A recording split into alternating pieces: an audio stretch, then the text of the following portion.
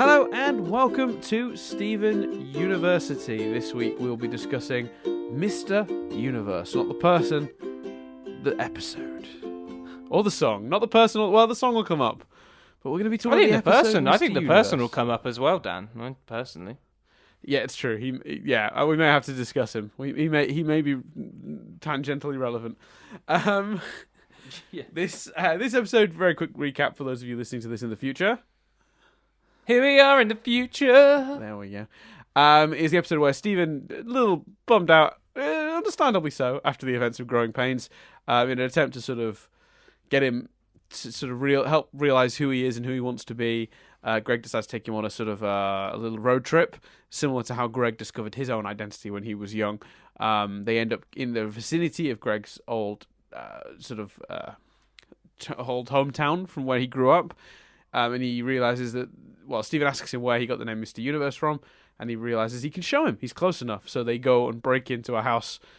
Steven is very concerned about why they're just breaking into a random house until he realizes this is actually the house of his grandparents, who are still alive, and don't seem to have any communication with Greg. Greg sort of refers to them when he was younger as being like his warden. Lots of references to them sort of stifling him and suggesting that he's had no functional relationship with them for a long time.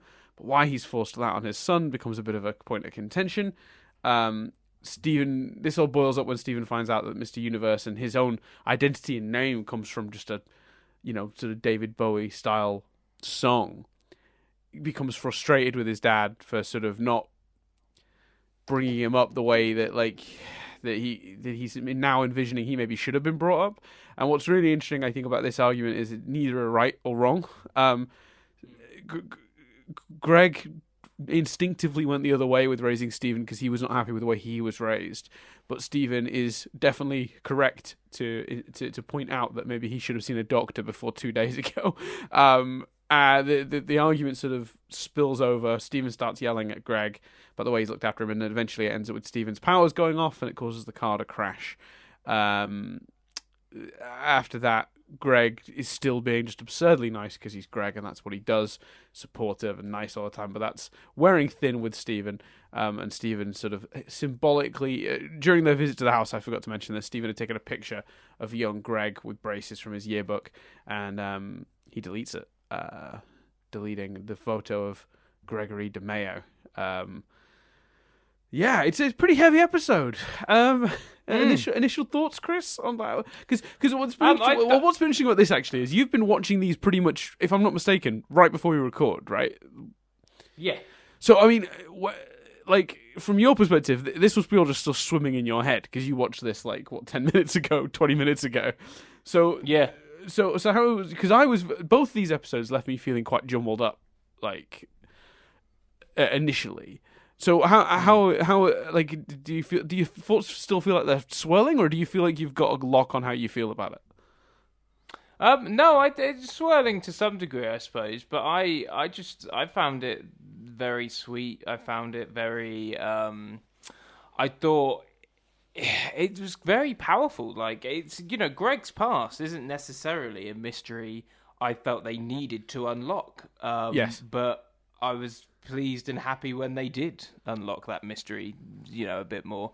I think that they did that moment where he deletes the photo is really powerful. And like you say, it feels really symbolic and like this big, huge gesture, even though it's essentially, him deleting a photo. Yeah. One immediate question I have, because I can't remember, were the letters that Steven finds, were they Greg reaching out to his parents, or were they his parents trying to reach out to Greg? Because they were sort of unopened and not looked at. Yeah, it was Greg reaching out to the parents. So the address they were addressed to was the DeMeos, Mr. and Mrs. DeMeo, that address, and the return address was Greg's. So presumably, and this is speculation based on just context, people have been suggesting that it was Greg occasionally dipping into updating his parents onto where he is, and maybe telling them he met Rose, and maybe telling them he had a son, and maybe the fact they didn't respond is the reason the rift continues. You can't put it all on Greg. cards on the table. I think it's a little transparent what they were trying to do with that in the script perspective. Rather than making Greg seem like a monster for keeping this from Steven, he's... Yeah. I think it works, though. They've made it look like, oh, well, at least Greg was trying to reach out to his parents. They weren't responding, so it's kind of on them. I guess that's what they were trying to suggest. I don't know. Again, no rights or wrongs here, but that's what I got from that. No, as you say, they're very transparent, but I still think very clever. Yeah, absolutely. Yeah, no, it's on the nose, but it is very clever, and I'm guessing that's why you wanted confirmation, because I suppose it probably changes how you feel about the episode in quite a big way. It doesn't change how I feel, because I interpreted it as that, and I just thought it was just a clever way of showing that maybe he's not particularly wrong about his parents. You know, they were the type of people that would just ignore him. They were potentially not the nicest to him. It's sort of, and also they've abandoned his room. You know, they've just left it as it is and stuff like that. I think, you know, when you've only got 11 minutes, it's quite transparent, yes, but quite clever to kind of showcase that. Yeah, it does certainly balance the argument more, because I feel like if they hadn't done that, you'd be maybe more on Steven's side than you probably should be, because I feel like what they were going for is, hey, there's no rights or wrongs with parenting. Like, yeah. We're all just guessing, right? And look, I'm speaking as a non-parent, but as a kid who has been parented, I have parents. They exist. They are not perfect. You know, there are things in my childhood, you know, that I would look back on less fondly. You know, and I'm sure everyone has that. You know, but there are also things that, you know, very much informed who I am today, and I also understand the reasons they made the decisions they made. Does that make sense? Like, so there aren't rights and wrongs with parenting. I think it's very easy to sit and judge someone and go, well, that's a bad parent, but if you don't know the whole context, you don't know what they're thinking. Do you know what I mean? Like, it's hard to sort of judge when you see these things, and judge fairly, I should say. And I think in this case, doing that is particularly clever, because I feel like that really drives that point home, making sure that we know that Greg isn't just demonizing two people that are actually perfectly nice. There is an element of they were quite happy to let him just be out of their lives too, and that says a lot. Yeah, without a doubt. Overall, what did you think overall then? Because I loved this. I thought a great insight into Greg, a great.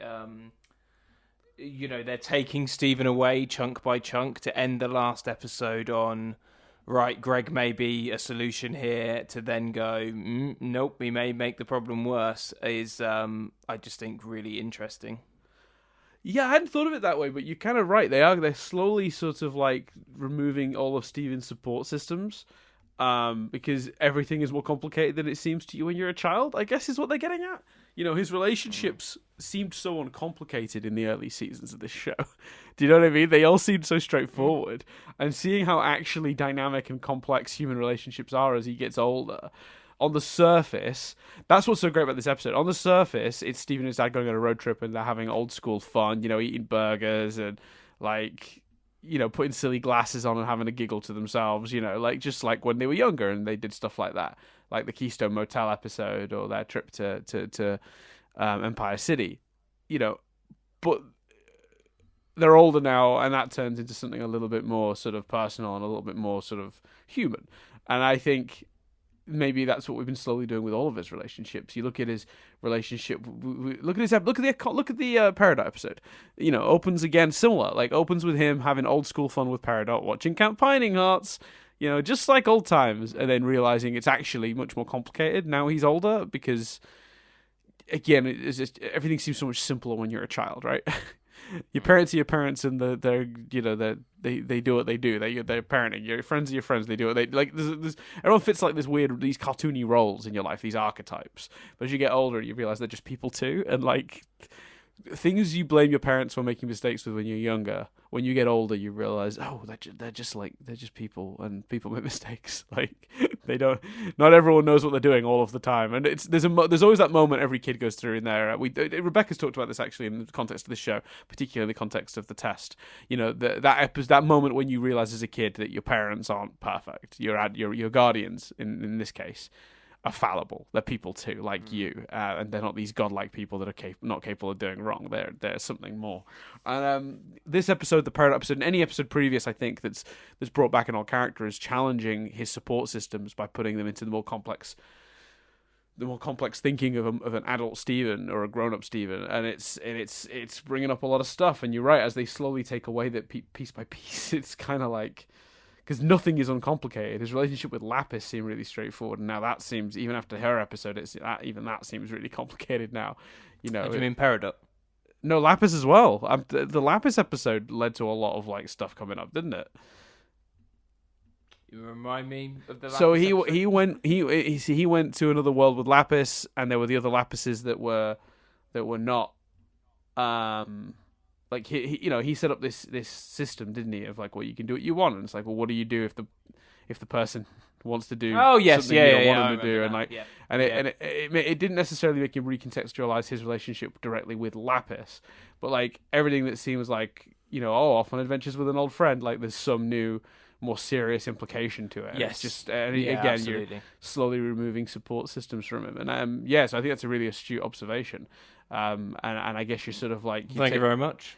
Yeah, and what we learned this episode really is that Greg is got a Dexter-style serial killer slide box for his blood sides that he hides in the air vent that looks exactly like the Dexter air vent, and the box looks exactly like the Dexter blood slide box.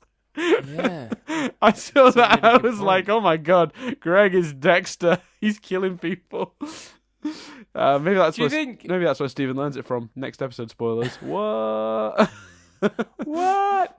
That is the other thing about watching these so close to airing. It's hard in a way to like. My mind's very much on the next episode, in part. It's this though. So, do you think Stephen? When Stephen says, "The problem isn't that I'm a diamond. The problem is that I'm a universe," and when he says, there was all that going on, and I had this just down the road. Do you think that's fair when the Crystal Gems and Greg have been so supportive and been his family network? Do you think it's it's fair because it's just something you say out of anger? What are your views? Well, I think that's what's so great about this episode is it is kind of fair, and everything that everyone says in this episode is kind of right, but also kind of inconsiderate. So, like, it's inconsiderate for Greg to not have appreciated that Stephen might have wanted some or required some more human things growing up. It's a mistake, and people are human and they make mistakes. But Stephen's not wrong to say, hey, maybe I should have seen a doctor. Maybe we shouldn't have lived out of a van. Maybe I should have had a school to go to. These are things that, Greg, from Greg's perspective, he's going, well, I gave you all this freedom I didn't have. Yes. But do you not think the answer maybe lies more in the middle? It's a bit like, it's that old thing, isn't it? Of like, you shouldn't really go all one way or all the other. The answer often lies somewhere in the middle. Like, so he should have had some boundaries. Greg maybe overcompensated for how strict his parents were with Stephen. So Stephen's definitely right to observe that Greg's distance from his family and keeping from family, that's another support system he could have had that he was denied. So Stephen's not necessarily wrong, but he's also, as you've pointed out or suggested there, he's also not being 100% fair.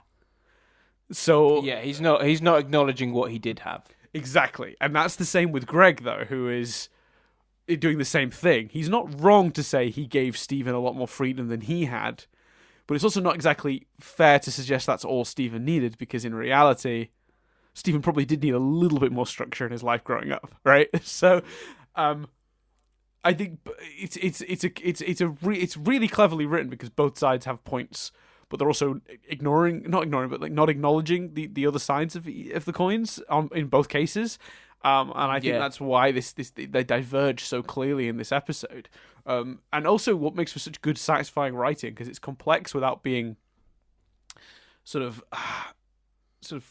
inconsistent, which is so easily a route this could have gone down.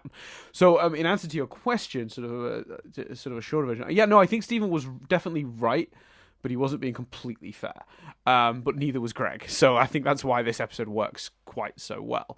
And to answer your question, even going back to free from that, in terms of overall thoughts, this is a brilliant episode. It's a really great piece of the puzzle. As you said, didn't know I wanted, but it does so much in such a short amount of time, and really does set us up for one hell of a break for Stephen coming up. So it's very well done. Two great songs as well. The kind of Dear Old Dad song as they're making their way, and then the as you said, the David Bowie-esque, seems very hard to feel like they weren't deliberately going for Bowie song, Mr. Universe song. I thought those were two great additions.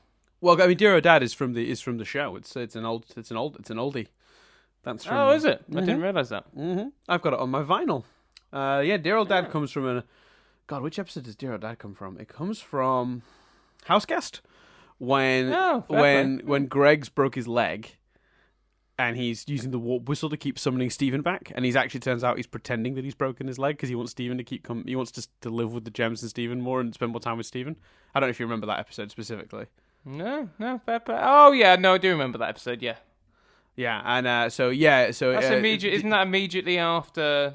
Like, isn't that like the season 2 opener after all the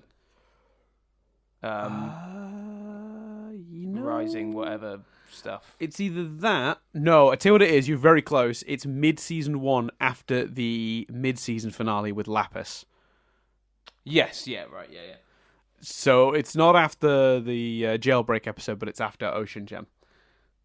Yes, sorry, I was thinking of Ocean Gem, Mirror Gem as being the finale, but it's not, is it? It was the mid-season. Yeah, well, because the first season's twice as long, so you're sort of right, but like technically by their numbers you're off. Yeah. But like you're exactly right there.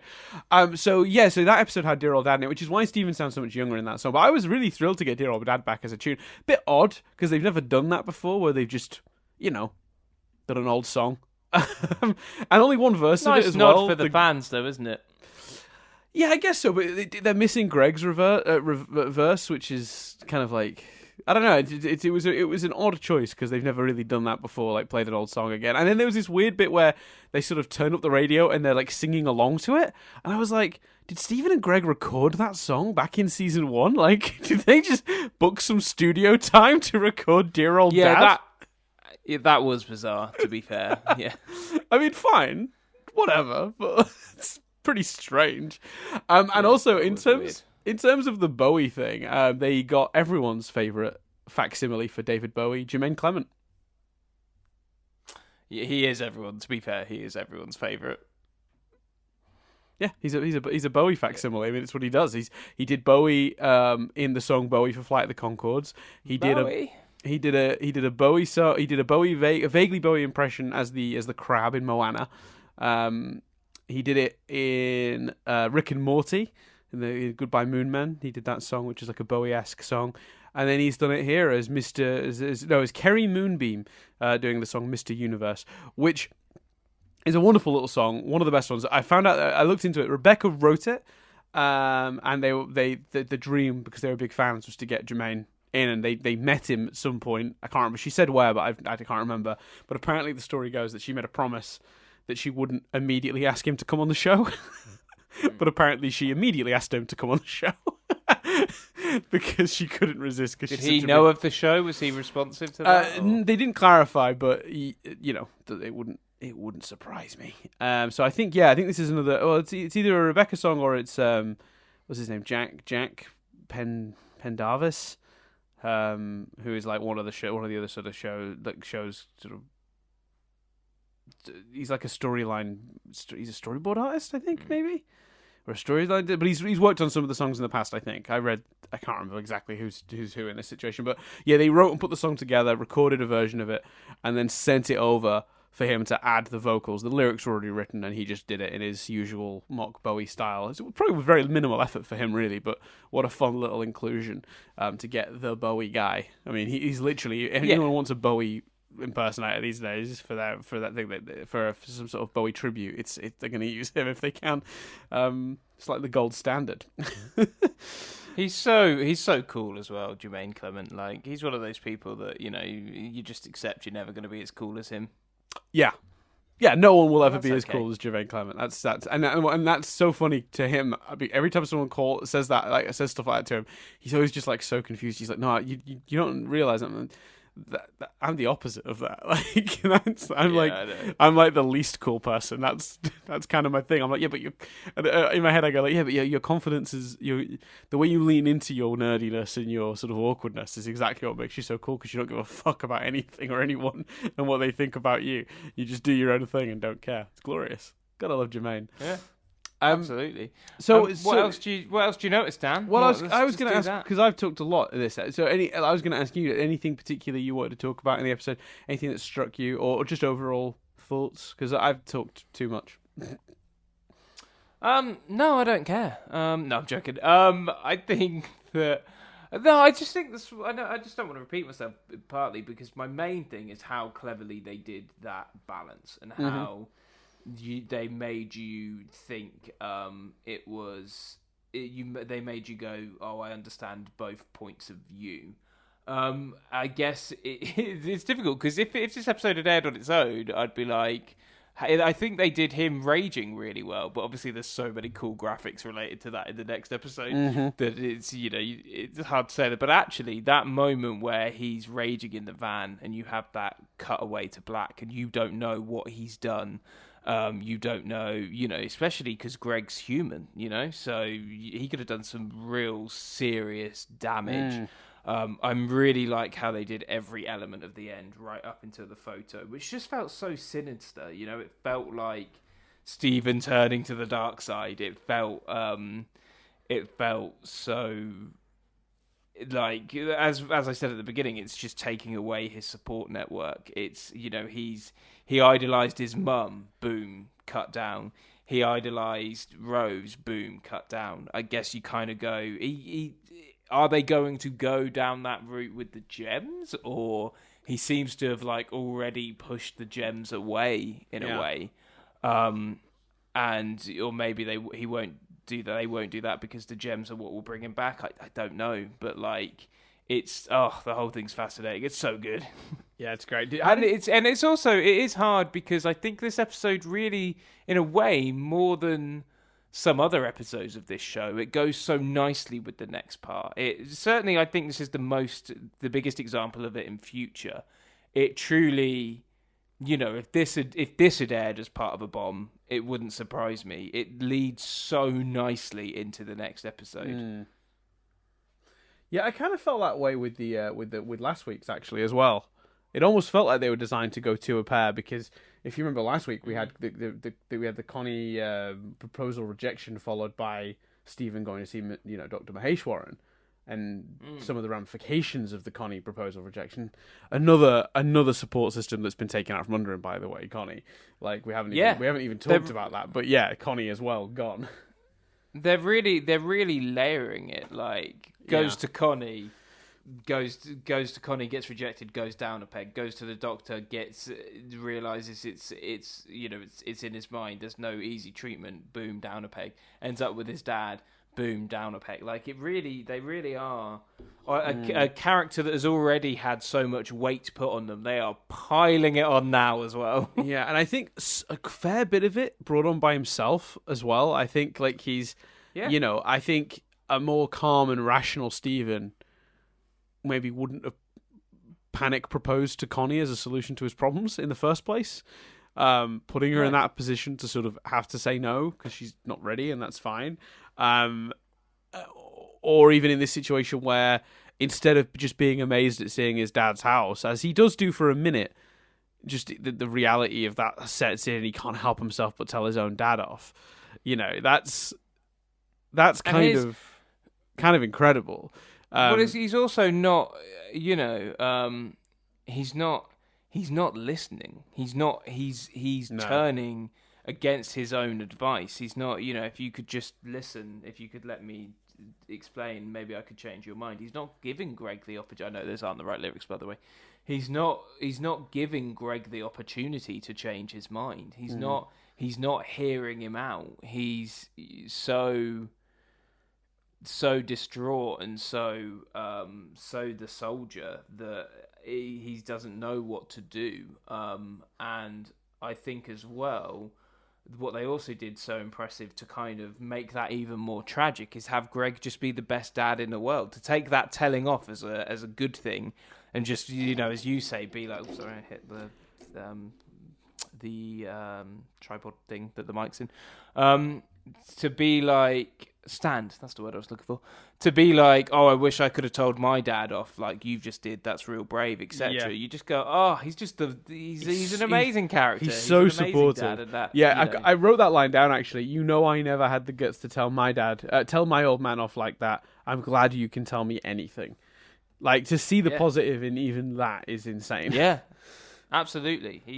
And that makes as well as kind of the tricks, and I don't mean that as a negative, of the letters and stuff. Also, making Greg as warm a character as you can further highlights the impact in some of the stuff Stephen is doing, and adds real weight to that moment where he deletes him.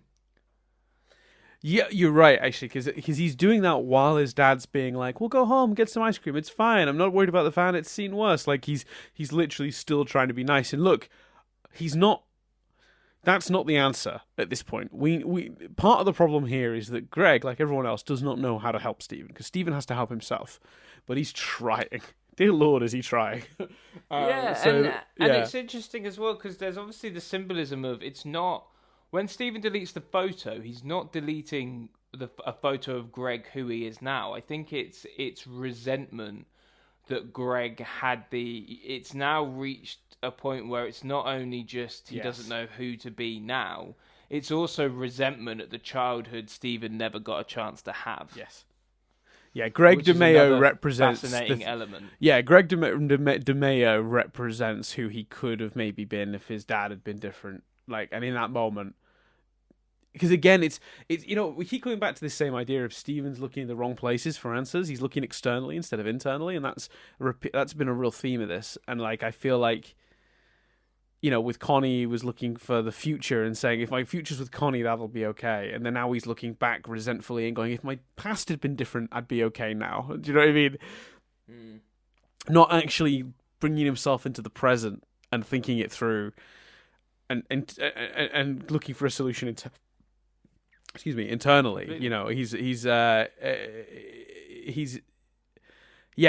looking in the wrong places, and it keeps backfiring massively, and he doesn't seem to understand that he's doing that yet.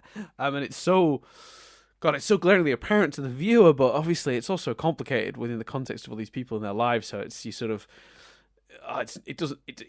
one of those things where you can't see the forest for the trees. Like, no one in the situation is truly able to step back the way we, the viewer, are and see Stephen's choices for what they are, which is he's just looking for the answers in the wrong places. And it sounds like that's going to continue, because we know there's an episode coming up where he's heading to Homeworld. It's called, like, I can't remember what it's called now, Homeworld Bound or something like that. They've done that already. No? Yes, I can't remember. There's an episode coming up. Yeah, I think it's Homeward Bound. I think Homeworld Bound. That is literally the next episode after Fragments. So he's going to continue. It seems, looking for answers in the wrong places. He went to the doctor. This isn't medical. It sort of is, but it sort of isn't. So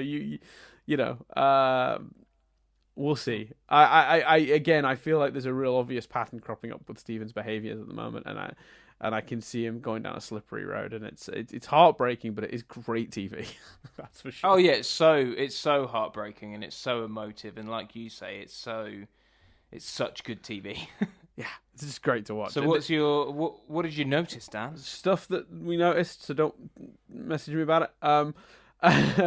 The fancy foreign. Could I just say, drop the mic, boom, a new college and university was with the same thing. Saw that comment today. I was like, yeah. Wait, which one? Sorry, I missed what you said there.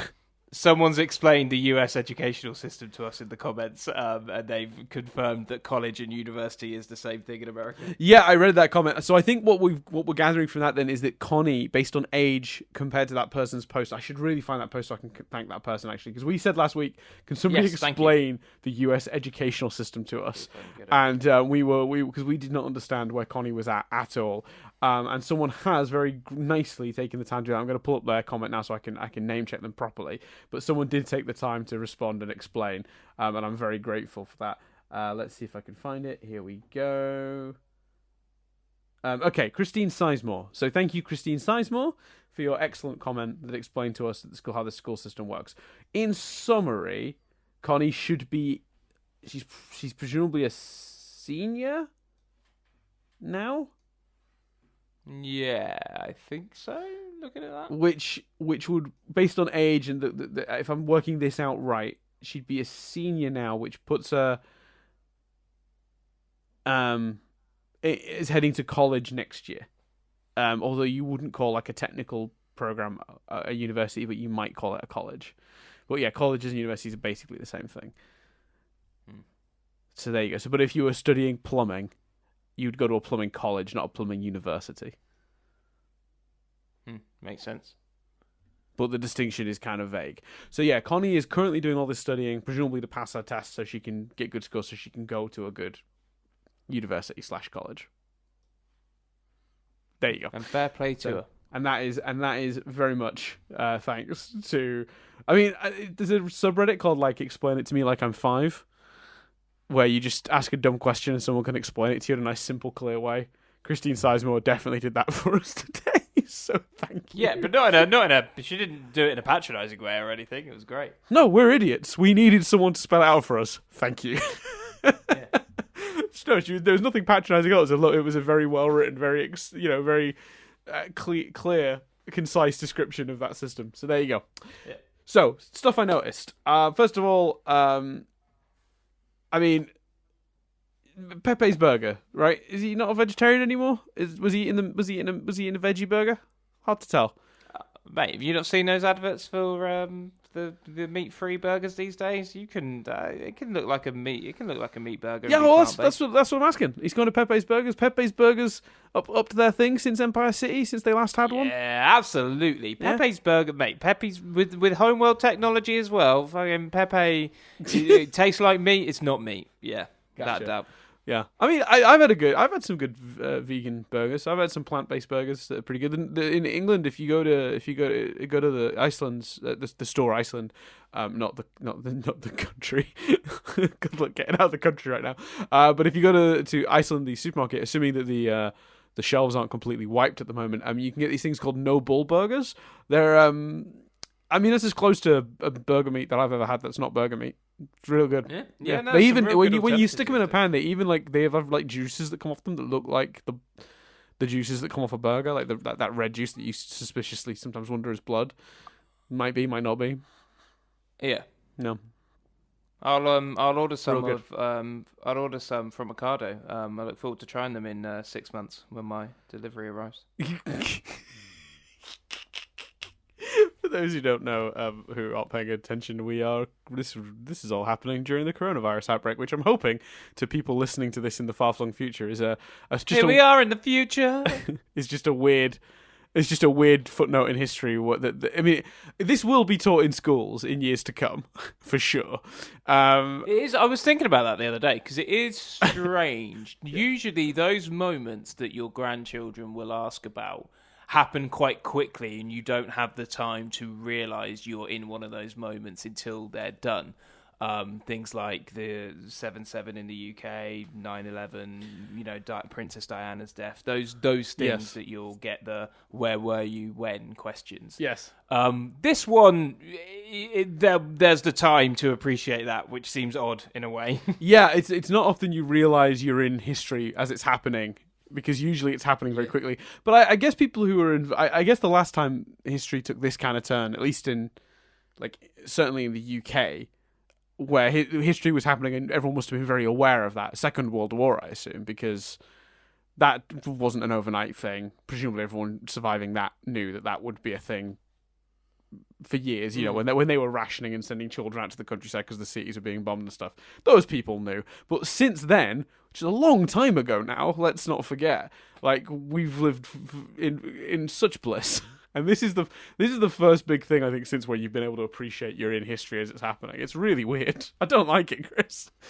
Yeah, it does, mate. It's bizarre. My thing is just hoping that that everyone's safe and gets through it, obviously, as we all are, sure. and that it isn't like it doesn't become a common occurrence. Like, every year we shut everything down because something's happened that has unleashed something. Like, yeah, it's just Mark Maron has a bit about it in his new stand-up show. I've only seen the trailer for it, but everyone should go check out. It looks fucking brilliant. There's a bit where he goes, it's really bad because now we go, the fires are particularly bad this year. Yeah, well, yeah, exactly. Yeah, he's so right. Exactly, and it's awful to say, but terrorism, it's always upsetting, it's always devastating. But there are people that are like, oh yeah, like, do you know what I mean? Yeah, it's crazy. I hope to never dismiss in that way, but yeah, it's anyway, crazy times, and hopefully, hopefully there are people out there listening to this in different times. Yeah, in the future, and if here we are in the future, and if there are people listening in the future that aren't sort of here we are in the future, aren't humans, because if you're just like our alien overlords from a few years from now, salutations, and we will bend to your will. Wow. Well, on behalf of we just want to live. Yeah, that would, yeah. So what else do you notice? It took a weird path. If the diamonds are real, we've always had faith you'd turn and change your mind. So I've got some other stray observations. So Stephen's vegetarianism, I assume he's getting we're assuming he's getting a veggie burger, no problem. So, but he's not a vegan, evidently, unless that's vegan ice cream, because his dad's giving him a little dessert at the start, and it's cream and ice cream and pastry, which is made with butter usually. Is that all vegan, you reckon? It can, Dan. Like, I hate to be that guy that's like, listen, mate, you're letting things go and not letting others go, but this is a world where gems bend to light and there's spaceship travel, and if your line is vegan ice cream, you need to check out of this show. Vegan ice cream? That's unrealistic. Oh, cool. He can shapeshift. Exactly. You got me. All right, cool. But his head was fucking twisting and turning like Plastic Man in the last episode. But you're questioning his dessert. Yeah, you got me there. All right, cool. But actually, to be what I thought was sweet about the dessert, forgetting my questions about Stephen's veganism/vegetarianism, I really do like that his dad is clearly where he got his dessert making skills from, because it's such an insane mishmash. It's ice cream a la pie. So like normally you get a pie a la ice cream, so there's a scoop of ice cream on the side of your pie. This is a big bowl of ice cream with a pie on the edge of it. It feels very Together breakfast, like with the way he puts it together. And I thought that was really adorable, because I never thought about the fact that Stephen probably got that impulse from his dad. Which is actually the other argument to what you're saying about the veganism. You more than anyone are always like, oh man, this kid's been through so much. God, can you imagine the trauma? Oh, what Stephen's been through. What? He's letting the veganism slip for a week? Nah, fuck him. No. Let the kid eat some meat, Dan. Fucking hell. My other question actually is when I don't know about you, but I comfort eat like a motherfucker. Let Stephen do it. Well, yeah, but the thing is, he was offered comfort eating in an earlier episode. Do you remember the snow day episode where he was stuck in and he was all stressed because of little homeschool stuff? He wanted to get it all right and get it together, and they offered him a Together breakfast, and he was like, no, I don't really eat that much processed sugar. And it was like, the idea was, he's grown out of like consuming absurd amounts of sugar, and then his dad gives him it here, and he's just like, yum, it's a big giant bowl of diabetes. Yes, but he's been through it since then. He's had a proposal turned down. He's getting he's gone through some shit. That's true. I just think earlier on, Dan, Jess said to me that, because I made a reference to it being important to do exercise, and some of the self-isolations for some groups might make that difficult. We were chatting about that kind of thing. And Jess is like, I can't believe you're making the point about how important exercise is, and you're having 2 packets of crisps with your lunch. And I was like, I'm not having 2 packets of crisps with lunch. I tried to argue, Dan, these are smaller packets than what you would buy in the shop, by the way, because it's multi-bag packets, so they're a lot smaller. I tried to argue that because I put one of the packets of crisps in my sandwich, it was therefore a sandwich filling and didn't count as a packet of crisps, right? And you're shitting on Stephen for having a bit of ice cream. I mean, okay, I agree with all your point, except for that is not a bit of ice cream. In the shot, it's as big as his head. If I gave you a bowl of ice cream as big as your head and said, chow down, you'd be like, Dan, I would die. May I have some of this ice cream? Does that mean you do also agree with me that it wasn't 2 packets of crisps because one was a sandwich filler? I mean, you ate 2 packets of crisps at the end of the day. Well, one was a little grab bag of mini cheddars, so...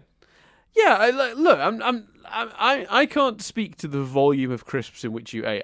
You're saying they're small bags. I'm going to believe you. They're probably small bags. You probably are fine. You're probably not wrong. But I feel like once you're sort of debating, oh, well, it technically counts as a sandwich filler, doesn't it? Because then you've lost, in my opinion. Oh, mate.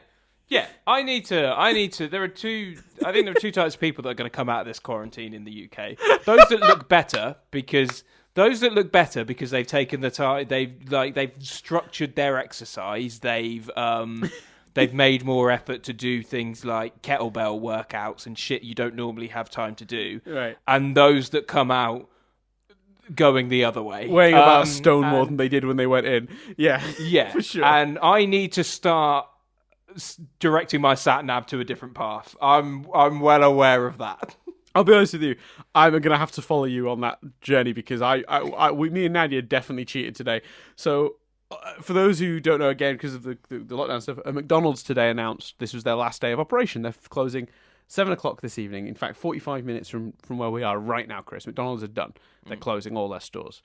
So me and Nadia, when we read this news yesterday, said, you know what we should do tomorrow for lunch is we should get an Uber Eats McDonald's delivered. One last hurrah for McDonald's. That's fine. If you know it's your last one, treat yourself. It's fine. Nothing wrong with that. The problem is, when we woke up this morning, we both went into separate rooms, started doing our work. She's working from home. I'm doing some writing at the moment. After about 3 or 4 hours, it gets to about sort of 11:30, 12 o'clock, and we feel like hunger is coming, but we're not hungry yet. But we know McDonald's is going to be a popular place today. It's their last day of operation. We cannot be the only people that thought, well, let's take advantage. And they're closing at 7. So not many people are choosing it for their dinner, right? So did one of you go into the other's room, or did you do what Jess and I are thinking of doing some days, which is meet in the staff room for a chat? Just, the kitchen. Yeah. Well, no, Nadia came to me. Because I had passed through... So she came into your office. I had passed through the living room where she was earlier in the day and mentioned it and reminded... But anyway, the point is... I'm going Can we separately talk about the logistics of... Because Nadia, by virtue of Nadia's job, she is doing more working from home than you are. I'm not saying you're not working or anything shitty like that, but she is, yes. She's doing the more traditional stuff. So how come she's in the living room and you're in the actual office? We're swatching. Oh, okay, right. We're sharing. So tomorrow she's in the office. Right. Yeah. That seemed like the fairest thing to do. I want to get writing done. I struggle to write not at a proper desk. That's fine. So we've been trading. At all. Yeah. No, I was just hearing the logic. Your logic makes sense. Yeah. So anyway, I'm really going around the houses for this story, but the point is, we decide to get the McDonald's. We go to look at about 12:30, thinking it won't come till 1:30. Not taking orders. There are 3 different McDonald's. We don't live right near one, not near enough to walk to one. They're all about 20, 30 minutes away from here on foot. Maybe longer. And we're looking, and they're all not delivering at the moment.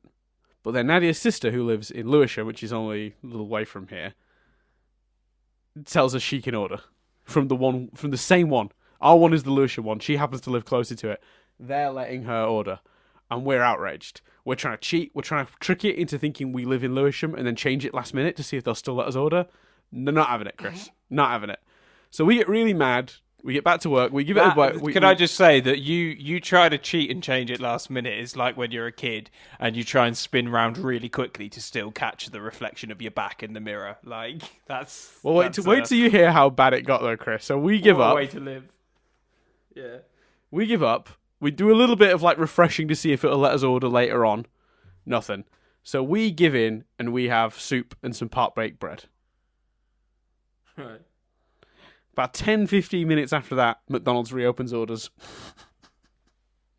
But we've eaten now, Chris. And I've you've only had soup. Well, see, now that was my thing. It's basically a drink, isn't it, Dad?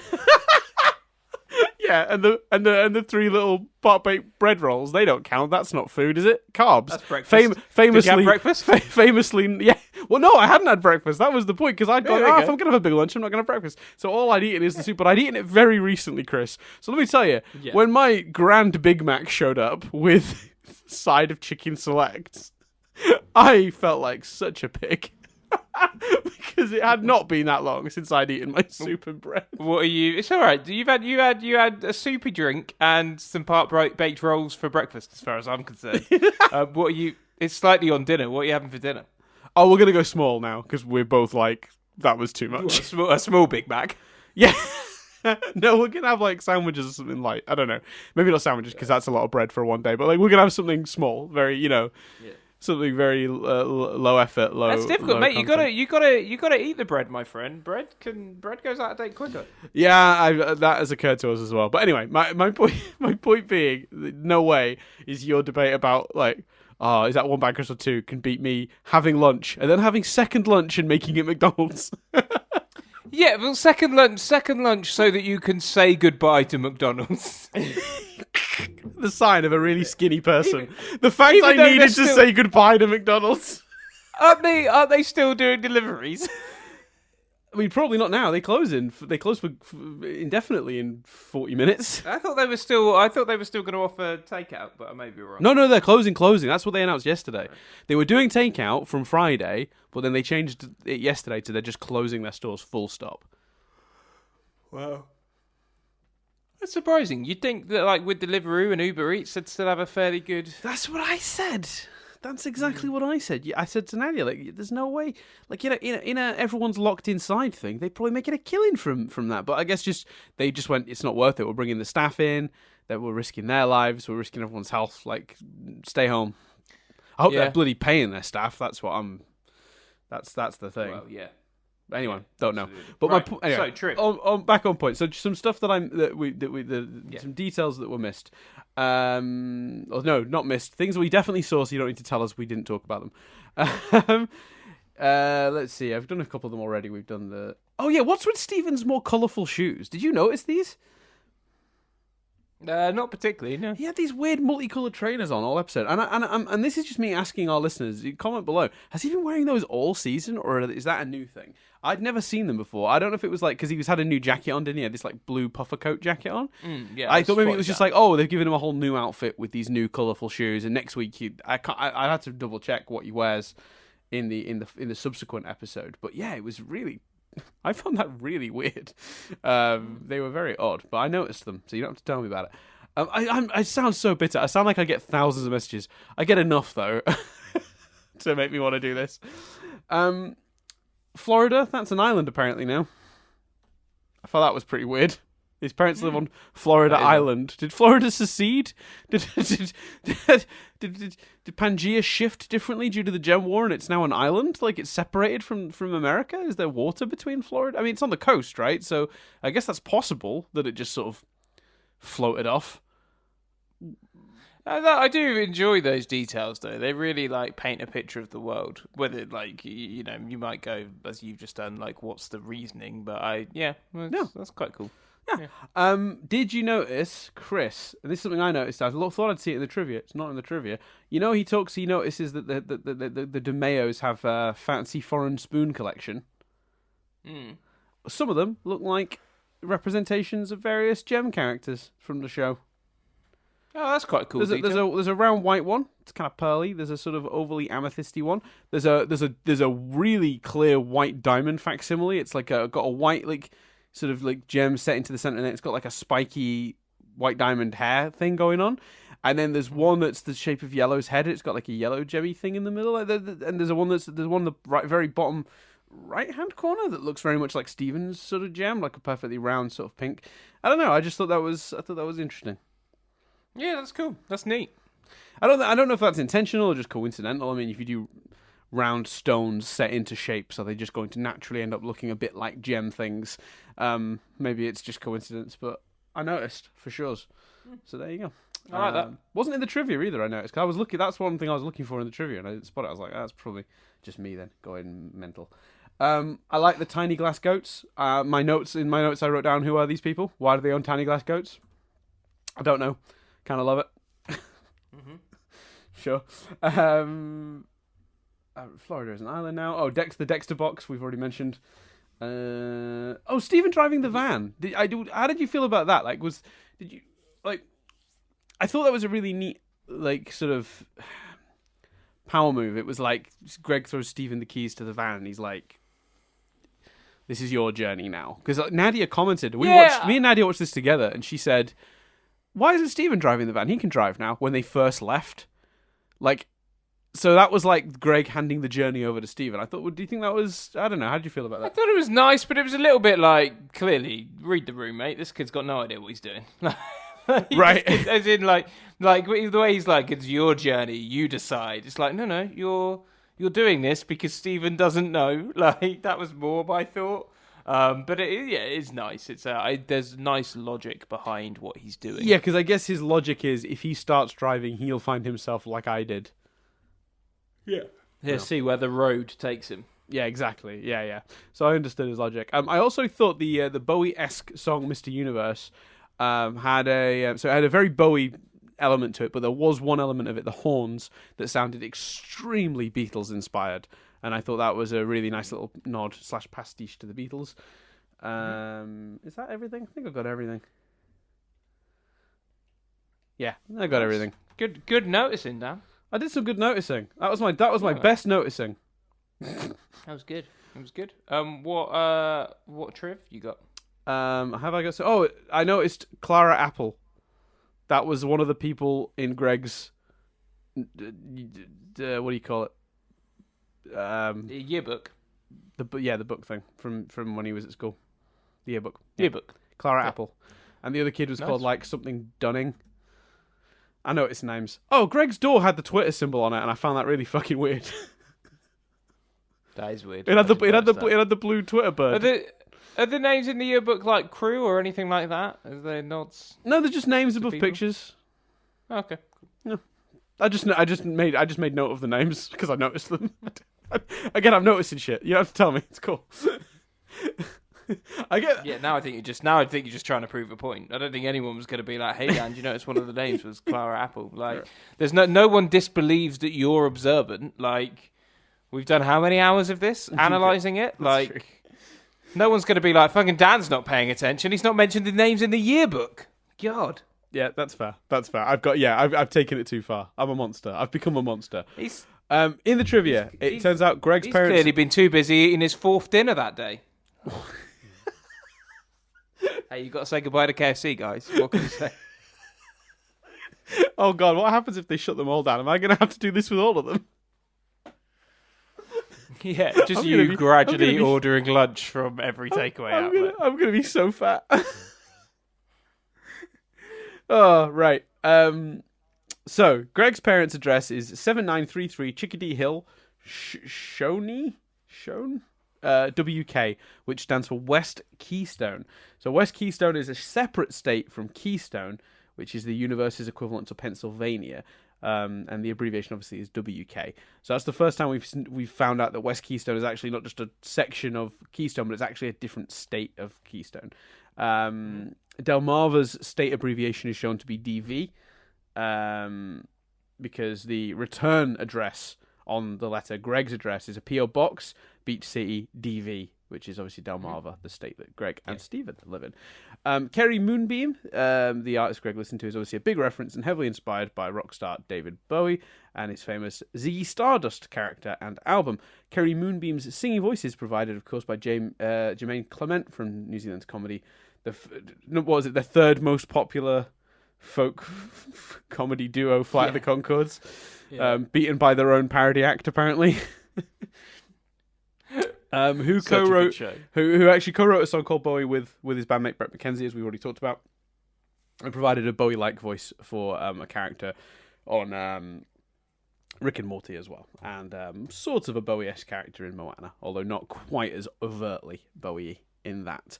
The last name is actually probably a pun. So obviously the character's name is Kerry Moonbeam. It's probably Carrie Moonbeam's Home in a Jar. Moonbeam's Home in a Jar, which is a line from an American pop standard, Swinging on a Star by Jimmy Van Housen and Johnny Burke. So there you go. Cool. That's the thing. The convenience store Ua Ua is a parody of a real-life convenience store, Wawa, which is a chain of convenience stores across southern New Jersey and Pennsylvania, which is obviously where they are. They're in Pennsylvania, so there you go. Stephen and Greg play and listen to the recording of the song Dear Old Dad, which is a song they sang together in House Guest. We've covered that. Pepe's Burgers are appearing for the second time since Mr. Greg. Stephen and Greg are eating outside of Pepe's Burgers. They are approached by a little yellow bird. This is the same yellow bird that appeared shortly before Mindful Education ended. So at the end of Mindful Education episode, there was a bird present. It's the same bird. Presumably not literally the same bird, but they've probably just borrowed the design. Oh, right, yeah, that makes sense. Right, Yeah, the way they phrase it there makes it sound like it's literally supposed to be the same bird, but I think the reality of that is they went, have we got a bird design stock in use that I can just borrow rather than designing a whole bird from scratch because I just need it for the shot? Yeah, there you go. Okay, cool, I've drawn it in. That's Makes probably sense. what's happened. Stephen and Greg pass by the very wheat fields in which Paradox escape pod landed as shown in the episode Joyride. So it's a nice little bit of continuity for you there, Chris. So That's there nice. you go. We did it. Great trip, Dan. Yeah, some good did stuff. Thanks to the people who contribute to the trip. I don't know by name who did this week, but thank you to all of you people who do that. Yeah, you guys are awesome, and we shall see you in a couple of days' time. Yeah, 2 days. Two days. So this is 2 this days is going time. this is going up. It's funny because obviously we're putting these up at midnight the day we said. So I said Monday, Wednesday, and Friday. But of course, Sunday going into Monday UK time at midnight is still the middle of Sunday for people in like America. So when the first comment we got when the last episode went up at midnight Sunday going into Monday UK time, so as soon as it became Monday officially in the UK, the episode went up. Somebody put a comment that just said, "Well, it's Monday somewhere in the world." because I'd made it clear we were putting it up Monday, but I guess for that person it was still Sunday, like in the middle of Sunday. So yeah, thank you to the person who commented that. That made me laugh. That's brilliant. Yeah, it was a good comment. Yeah, so there we go. Cool. What else do we have to say? We have things to say, Chris? No, that's have things to say? we've got a lot to say about the next episode. So let's... Oh, almost certainly. The next episode, Yeah. we'll come back in a couple of days for that, basically. So thanks very much for listening. As always, you can do all the usual bits and bobs that help us out, such as liking, subscribing, giving us a review on iTunes, on Google Play Store, any of those places. Tell a friend, post us on a Reddit page. Those people can be mean, but they can also be very good at clicking on stuff, which means views for us. So whatever you want to do. The other way you can support us, if you so inclined, is to support us over on the Patreon page, which shall soon be getting some exclusive new content, because we will soon putting out on that channel some future Rewind review episodes ahead of their release on the YouTube channel. So if you enjoy our Rewind review series, which is us reviewing old movies from our sort of childhood, head on over there. You can just give as little as $1 a month, but only if you can afford it. Times are tough. Only if you can afford it. Feel free to give us as little as $1 a month, and you can have access to that stuff. We've not tiered it. It's not hidden behind like a higher band or anything like that. As long as you do the minimum that website lets us set up, which is $1, you have access to all the content. And if there's anybody, honestly, tough times in that. If anybody like, if somebody's like really, just message me. We'll sort something out. Like, kind of pirate it if you have to. Like, I really don't give a shit. Like, it's tough times. People want entertainment, they can have it. So message me if you want early access to some of that stuff and you're not want to pay. Just send us a quick message and we'll see if we can help you out.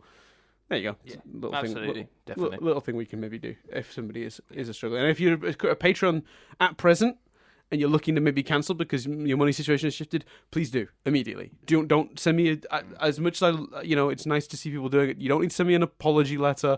We do get those sometimes when people cancel, and it's very, very sweet. But honestly, it's amazing you give it all. You definitely don't need to justify stopping. Just comfortably cancel, knowing that's absolutely fine. Yeah, especially in this climate. Precisely. Yeah. I mean, that was always true. It's extra true now, like times 2.